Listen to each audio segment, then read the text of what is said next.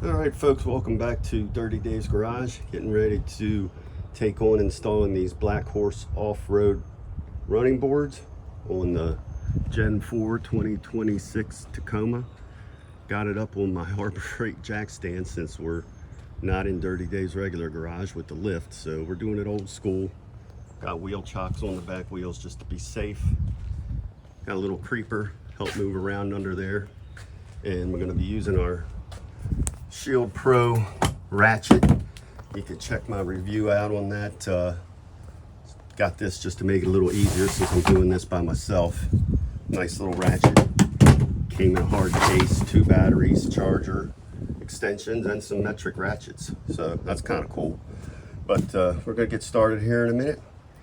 We'll put links to all this stuff in the description if you want to pick up a set of these running boards, if you like them.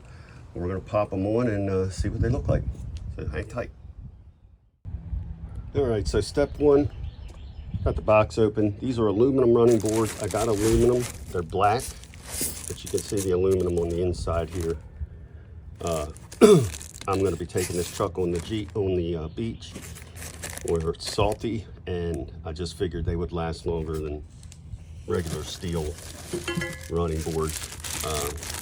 All the brackets come in this box here, and the mounting hardware. So we're going to get these out. There's 3 to each side. We're going to get the 3 for the driver's side out, get them bolted up to the frame. And I've got some instructions here. And once we get under the truck, we'll show you how we do that. And to save you a little time, it looks like they put the mounting brackets in green and clear bags. And from what it looks like, the ones in the green bags are for the left or driver's side, and the clear ones I'm assuming go to the right side. So we'll be working with the ones on the driver's side first. They are also labeled, I noticed, left front, which means driver's side front, so that's helpful. This one says right front. That came out of a clear bag. They're just labeled differently. And it looks like they sent me an open box item, which I'm not really happy about, so I'll be reaching out to the seller regarding that. A quick tip, we're gonna pre-assemble as many of these bolts as we can. Comes with a lock washer, drop that on the bolt, and then a regular washer, flat washer, put that on top, have it all set up, ready to go. So once we get under the truck, we can just slap them in there. So that's what we're doing.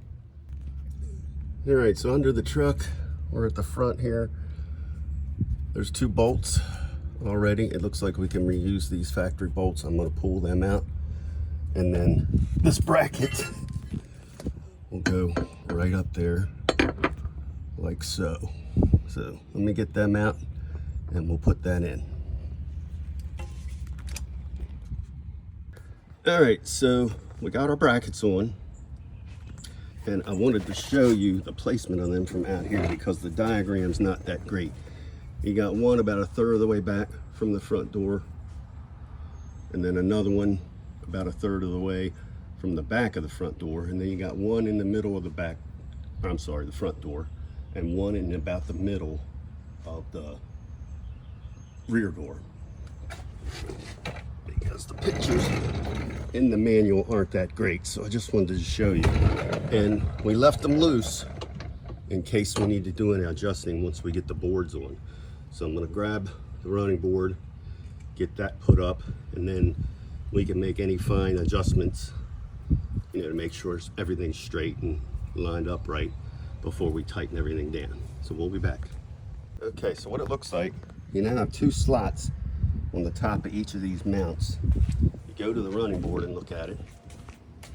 They have these 6 screws installed in these slots. So we're gonna have to loosen them up, and then they'll slide, and we can place them accordingly in these tracks to line up with the slots on those brackets. So let me get the right wrench for these so we can loosen them up and move them. And we'll get this popped on and see what she looks like. All right, we're gonna give you a little shot from underneath, show you what we're looking at. I just laid the boards on the brackets. And you see here's those little attachment bolts that we took the nuts off of. We're just going to slide them into those slots, and then we can adjust the board to where we want it, front to back, to make sure that it works for both driver and passenger. So we're going to get them in the holes, and it's just a matter of lifting it up basically and getting those bolts to drop through there like that. And we just have to do that with all three of them, but it's easier for me to do it with two hands, so I got to put the camera down and we'll be back. All right folks, so here's the finished product. I think they look pretty sharp.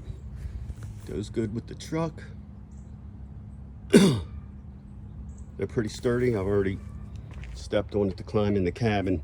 For those of you wondering if you're going to put running boards on your truck or not, I was on the fence about it, and I put a poll up on one of the Tacoma owner groups pages on Facebook saying, yeah, you know, running boards, yeah or nay.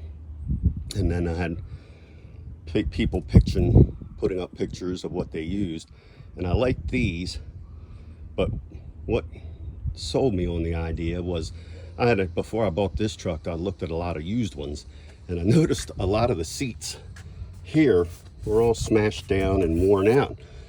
And somebody said putting something like this to help you step up in will keep you from putting all your weight on this every time you get into the car and ruining your seat bolster, basically, the foam in it and deforming it over the years.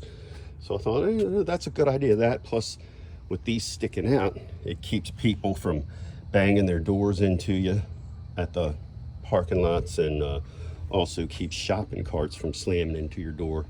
So there are some added benefits. Now these aren't rock sliders. They're not solid. So if that's what you're looking for, you're going to want to look for a different product. But if you want something to just help you get up into the vehicle a little easier and protect your vehicle on the sides a little more, this is the way to go, and the price is good. I'll put a link to these in the description to where I got them from, and if you could buy them through my link, I get a little donation from Amazon. Not much, but it's enough to help me keep putting videos up, and hopefully you guys find them helpful. And if you do, make sure to like and subscribe, because we want you to come back and visit us at Dirty Dave's Garage. Until next time, happy wrenching and be safe, folks. See ya.